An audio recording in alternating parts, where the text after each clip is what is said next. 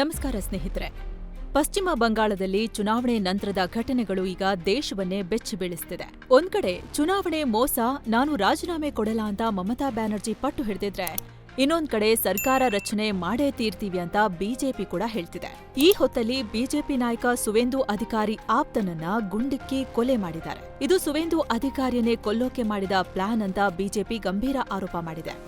ಅತ್ತ TMC BJP ಕಾರ್ಯಕರ್ತರ ನಡುವೆ ಮಾರಾಮಾರಿಯಾಗಿದ್ದ ಬಂಗಾಳ ಮತ್ತೆ ಹೊತ್ತಿ ಉರಿಯೋಕೆ ಶುರುವಾಗಿದೆ. ಅಷ್ಟೇ ಅಲ್ಲ, ಸರ್ಕಾರದ ಅವಧಿ ಮುಗಿದ್ರೂ ಕೂಡ ನಾನು ಕುರ್ಚಿ ಬಿಟ್ಟು ಇಳಿಯಲ್ಲ ಅಂತ ಮಮತಾ ಬ್ಯಾನರ್ಜಿ ಹೇಳ್ತಿದ್ದಾರೆ. ಹಾಗಾದ್ರೆ ಬಂಗಾಳದಲ್ಲಿ ಮುಂದೇನಾಗುತ್ತೆ? ಮಮತಾ ಅಧಿಕಾರ ಬಿಡದಿದ್ರೆ ಕಾನೂನು ಏನ್ ಮಾಡುತ್ತೆ? ರಾಜ್ಯಪಾಲರ ಕೈಯಲ್ಲಿರೋ ಆ ಅಸ್ತ್ರ ಯಾವುದು? ಮಮತಾ ಬ್ಯಾನರ್ಜಿ ಇದಕ್ಕೆಲ್ಲ ಒಪ್ತಾರಾ? ಬನ್ನಿ ಎಲ್ಲವನ್ನ ಕ್ವಿಕ್ ಆಗಿ ನೋಡ್ಕೊಂಡು ಬರೋಣ.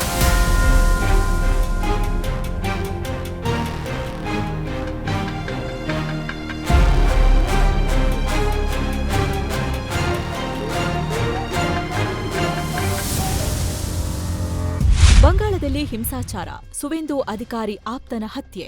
ಸ್ನೇಹಿತರೆ, ಮಮತಾ ಅವರ ರಾಜೀನಾಮೆ ವಿವಾದದ ಬಗ್ಗೆ ನೋಡೋಕೋ ಮೊದಲು ಬಂಗಾಳದಲ್ಲಿ ಈಗ ನಡೀತಿರೋ ಹಿಂಸಾಚಾರದ ಬಗ್ಗೆ ನಿಮ್ಗೆ ಹೇಳ್ಬಿಡ್ತೀವಿ. ಬಿಜೆಪಿ ಗೆದ್ದ ಮೇಲೆ ಸಿಎಂ ರೇಸಲ್ಲಿ ಯಾರ್ಯಾರಿದ್ದಾರೆ ಅಂತ ಕೌಂಟ್ ಮಾಡಿದಾಗ ಅವರಲ್ಲಿ ಮೊದಲ ಸಾಲಲ್ಲಿ ಬರೋದು ಬಿಜೆಪಿ ನಾಯಕ ಸುವೇಂದು ಅಧಿಕಾರಿ.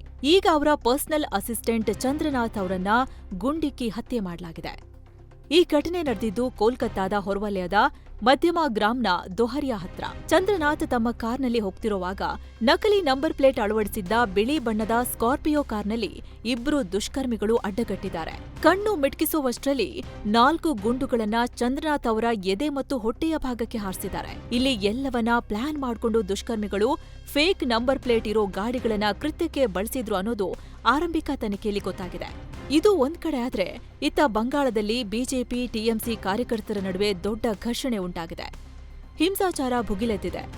ರೋಡಲ್ಲಿ ಪ್ರತಿಭಟನೆಗಳು ನಡೀತಿವೆ.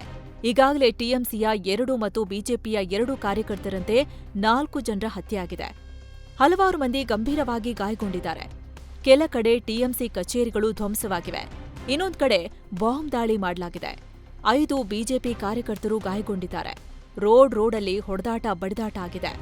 ಇಲ್ಲಿವರೆಗೆ 100ಕ್ಕೂ ಹೆಚ್ಚು ಮಂದಿಯನ್ನ ಪೊಲೀಸರು ಅರೆಸ್ಟ್ ಮಾಡಿದ್ದಾರೆ. ಆದ್ರೂ ಕೂಡ ಉದ್ವಿಗ್ನತೆ ಮಾತ್ರ ಕಮ್ಮಿ ಆಗ್ತಿಲ್ಲ. ಇಷ್ಟರ ನಡುವೆ ಕೂಡ ಅಲ್ಲಿ ಅಧಿಕಾರ ಹಸ್ತಾಂತರ ಶಾಂತವಾಗಿ ನಡೆಯುತ್ತೆ ಅನ್ನೋ ಥರ ಕಾಣ್ತಿಲ್ಲ.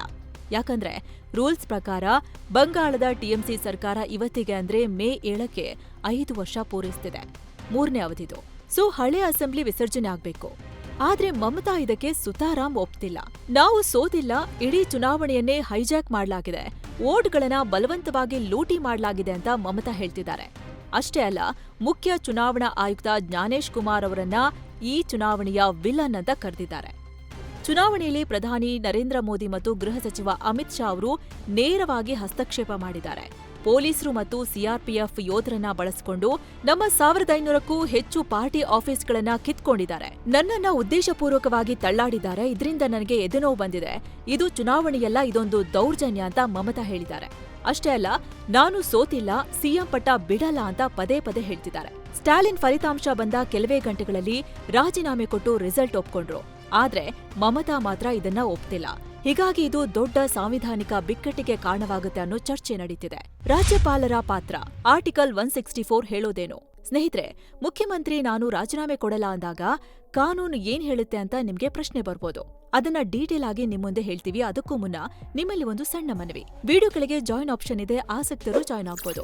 ಇದರಿಂದ ನಿಮ್ಗೆ ವಿಶೇಷ ವಿಡಿಯೋಗಳು ಸಿಗುತ್ತೆ, ಹಾಗೆ ನಮ್ಮ ತಂಡಕ್ಕೆ ಬೆಂಬಲ ಕೊಟ್ಟಂತೆಯೂ ಆಗುತ್ತೆ.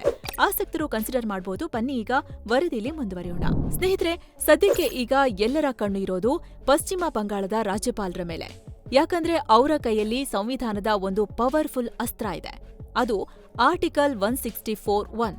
ಇದರಲ್ಲಿ ಸ್ಪಷ್ಟವಾಗಿ ಬರ್ತಿದ್ದಾರೆ, ಮುಖ್ಯಮಂತ್ರಿಯನ್ನ ರಾಜ್ಯಪಾಲರು ನೇಮಿಸ್ತಾರೆ ಮತ್ತು ಮಂತ್ರಿಗಳು ರಾಜ್ಯಪಾಲರ ವಿಶ್ವಾಸ ಇರುವವರೆಗೆ ಮಾತ್ರ ಅಧಿಕಾರದಲ್ಲಿ ಇರ್ತಾರೆ ಅಂತ. ಈ ಪ್ಲೆಜರ್ ಆಫ್ ಗವರ್ನರ್ ಅಂದ್ರೆ ಏನು? ಇದರ ಅರ್ಥ ರಾಜ್ಯಪಾಲರಿಗೆ ಇಷ್ಟ ಬಂದಾಗ ಕಿತ್ ಹಾಕೋದಲ್ಲ. ಯಾವಾಗ ಒಬ್ಬ ಮುಖ್ಯಮಂತ್ರಿಗೆ ವಿಧಾನಸಭೆಯಲ್ಲಿ ಬಹುಮತ ಇಲ್ಲ ಅಂತ ಎಲೆಕ್ಷನ್ ರಿಸಲ್ಟ್ ಹೇಳುತ್ತೋ ಆಗ ರಾಜ್ಯಪಾಲರ ವಿಶ್ವಾಸ ಮುಕ್ತಾಯವಾಗುತ್ತೆ. ಒಂದ್ ವೇಳೆ ಮಮತಾ ರಾಜೀನಾಮೆ ಕೊಡದೇ ಇದ್ರೆ ರಾಜ್ಯಪಾಲರು ನೇರವಾಗಿ ಸರ್ಕಾರದ ವಜಾಕ್ಕೆ ಆದೇಶ ಹೊರಡಿಸಬಹುದು. ಯಾವಾಗ ಡಿಸ್ಮಿಸ್ ಆರ್ಡರ್ ಬರುತ್ತೋ ಆಗ ಮಮತಾ ಬ್ಯಾನರ್ಜಿ ಅವರ ಎಲ್ಲಾ ಅಧಿಕಾರ ಕಟ್ ಆಗುತ್ತೆ. ಅವರು ಕೇವಲ ಒಬ್ಬ ಮಾಜಿ ಮುಖ್ಯಮಂತ್ರಿ ಆಗ್ತಾರೆ. ಅವರ ಸಚಿವ ಸಂಪುಟವೇ ಇರಲ್ಲ. ಆದ್ರೆ ಇದಷ್ಟು ಸುಲಭ ಇಲ್ಲ ಸ್ನೇಹಿತರೆ. ಇಲ್ಲೂ ಕೂಡ ರಾಜ್ಯಪಾಲರಿಗೆ ಕೆಲ ಅಡೆತಡೆಗಳು ಇರ್ತವೆ. ರಾಜ್ಯಪಾಲರಿಗೆ ಅಧಿಕಾರ ಇದೆ, ಡಿಸ್ಮಿಸ್ ಮಾಡ್ಬೋದು ಸರಿ. ಆದ್ರೆ ಮಮತಾ ಬ್ಯಾನರ್ಜಿ ಇಲ್ಲಿ ನಾನು ಹೋಗಲ್ಲ ಅಂತ ಹಠ ಹಿಡಿತಿದಾರಲ್ಲ, ಹೊರಗೆ ಹೋಗಿಲ್ಲ ಅಂತ ಎತ್ತಿ ಹೊರಗಡೆ ಹಾಕೋಕೆ ಆಗಲ್ಲ. ಸೊ ಇಲ್ಲಿ ರಾಜ್ಯಪಾಲರು ಒಂದ್ ಕೆಲ್ಸ ಮಾಡ್ಬೋದು. ರಾಜ್ಯಪಾಲರು ಈಗಿರೋ ಮುಖ್ಯಮಂತ್ರಿಗೆ ರಾಜೀನಾಮೆ ನೀಡೋಕೆ ಸೂಚಿಸಿ ಮತ್ತೊಬ್ಬ ಅಭ್ಯರ್ಥಿಯನ್ನ ಸರ್ಕಾರ ರಚಿಸುವುದಕ್ಕೆ ಆಹ್ವಾನಿಸಿ ಸಂವಿಧಾನಬದ್ಧವಾಗಿ ಫ್ಲೋರ್ ಟೆಸ್ಟ್ ಅಥವಾ ವಿಶ್ವಾಸಮತಯಾಚನೆ ನಡೆಸಬಹುದು. ಇಲ್ಲಿ ರಾಜಕೀಯ ಪಕ್ಷಗಳು ತಮ್ಮ ಬಲವನ್ನ ಪ್ರದರ್ಶಿಸಬೇಕಾಗತ್ತೆ. ಸದನದಲ್ಲಿ ಹಾಜರಿರೋ ಒಟ್ಟು ಶಾಸಕರ ಪೈಕಿ ಅರ್ಧಕ್ಕಿಂತ ಹೆಚ್ಚು ಶಾಸಕರ ಬೆಂಬಲ ಯಾರ್ಗೆ ಇದೆ ಎಂಬುದು ಇಲ್ಲಿ ನಿರ್ಧಾರ ಆಗುತ್ತೆ. ಯಾರು ಅತಿ ಹೆಚ್ಚು ಶಾಸಕರ ಬೆಂಬಲವನ್ನ ಪತ್ರದ ಮೂಲಕ ಅಥವಾ ಸದನದಲ್ಲಿ ಸಾಬೀತುಪಡಿಸ್ತಾರೋ ಅವರು ಮಾತ್ರ ಮುಖ್ಯಮಂತ್ರಿಯಾಗಿ ಮುಂದುವರಿಯೋಕೆ ಆಗತ್ತೆ.